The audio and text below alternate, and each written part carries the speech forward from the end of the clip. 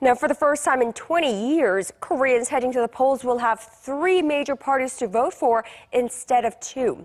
According to our Shin Se-min, this is just one of the many factors that make this year's election stand out from previous ones. 3 negotiating political parties will be on the ballot paper when Koreans enter polling stations on April 13th. It'll mark the first time since the mid-1990s that more than 2 will be in the running. They are the ruling Saenuri Party, which holds a majority of 146 seats in the 300-seat National Assembly, the main opposition Minjoo Party of Korea, with 102, and the minor opposition People's Party, which was recently bestowed the status of a negotiating bloc, with 21 seats. Korea saw its last multi-party election in 1996, when 4 parties went head-to-head.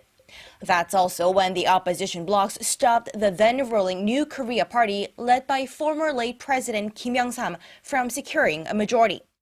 But this year's race isn't expected to have a similar outcome. The infighting within the parties during the candidate nomination process, especially within the Saenuri Party and the Minjoo Party of Korea, caused a rift between supporters of the individual parties. But I don't expect voters to switch allegiances.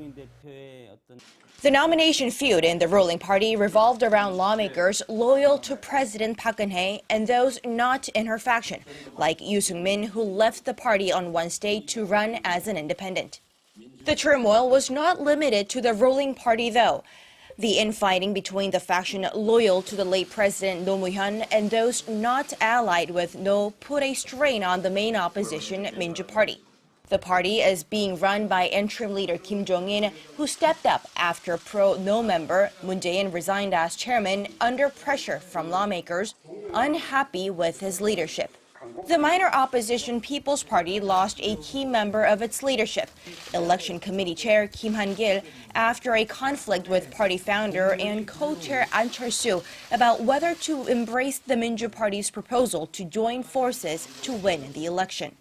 Experts say this year's election should be one to watch, as a number of factors like the country's delayed electoral map and the hotly contested nomination process have spiced things up. One thing for sure, though, the results will be a good indicator of how the party's presidential candidates will do in the big one next year. Shin Se-min, Arirang News.